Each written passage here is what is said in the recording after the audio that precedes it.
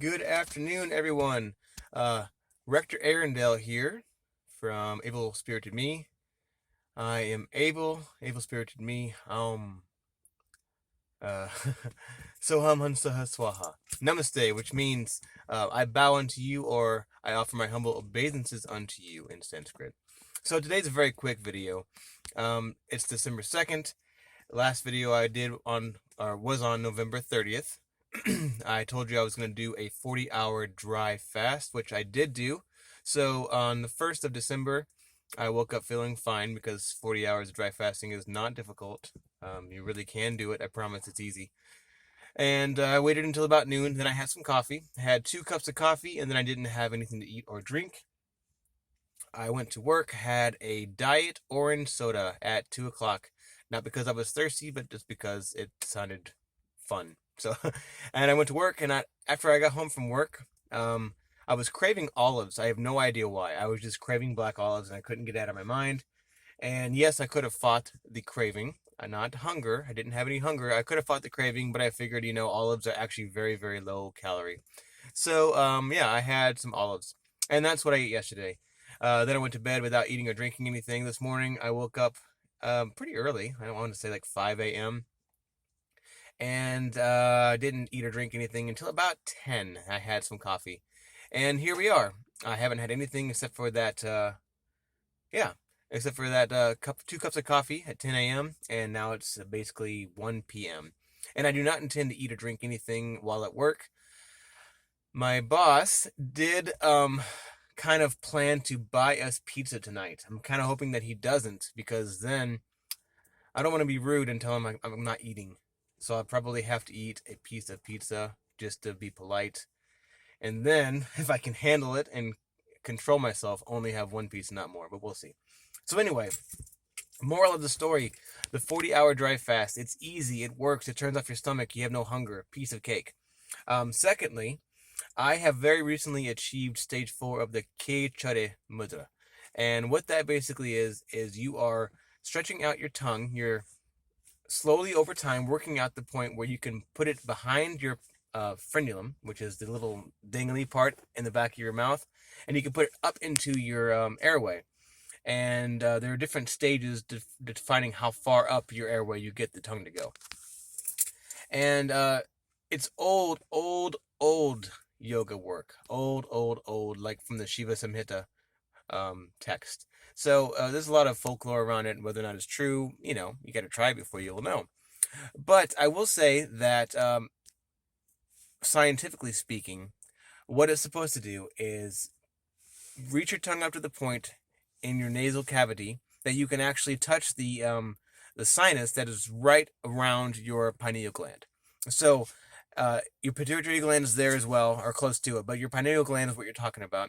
And you're, scientifically speaking, you're stimulating that cavity, that nasal cavity, with your tongue, and it causes your pineal gland to release dopamine, basically. So it gets you feeling very good. It's kind of like getting high without having to have any substances. So I feel absolutely fantastic. I've been doing this mudra pretty much all day, every day, as long as I don't have to talk to somebody.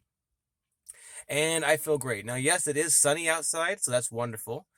Yes, I do have a child, and we don't get a lot of sleep, and I'm not eating much, and, life is going on, but I feel really happy. And that's without cigarettes, nicotine, or food. I'm sorry, cigarettes, alcohol, or food. So to me, that's something. I also really haven't been working out much. I've just been trying to cope with the many things that are happening in life. But the point is, I feel wonderful. And I've been doing my energization exercises, the ones that I have a video on. I've been doing another. If you look back at my videos, you'll see a video that has a background image of a tree and the water behind it. That's the Puget Sound. That's the water. It's a sea. Anyway, that video is affirmative breath. I think that's what I named it. And it's a meditation that also charges you. So I do my quick 10-minute exercise in the mornings. And then I do that 30-minute session. I'm sorry, not 30-minute. It's like 12-minute. That 12-minute session on my drive to work. So it's really easy to do while I'm driving to work. I just breathe in that way. And I do my Kechari Mudra while I'm breathing that meditation.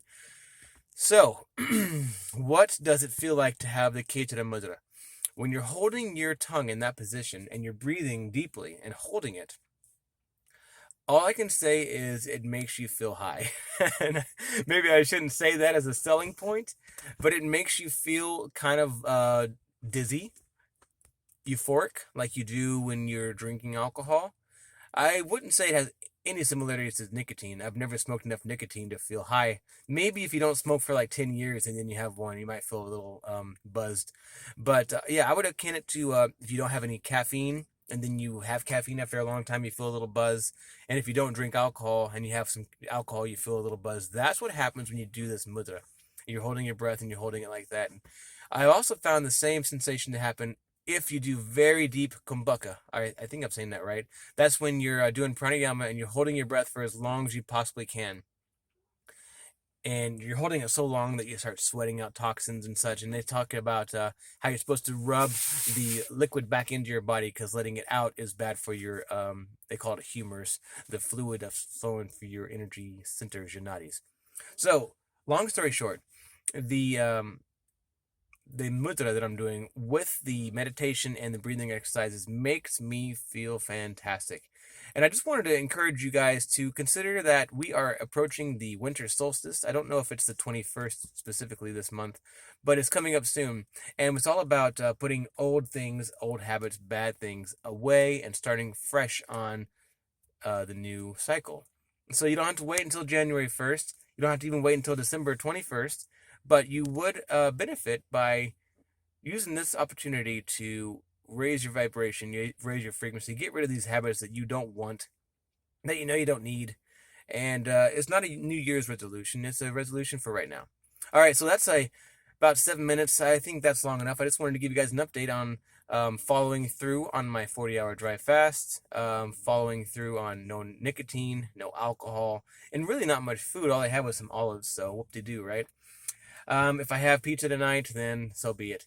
I'll just do another 36 or 40-hour dry fast to make my stomach turn off again. All right.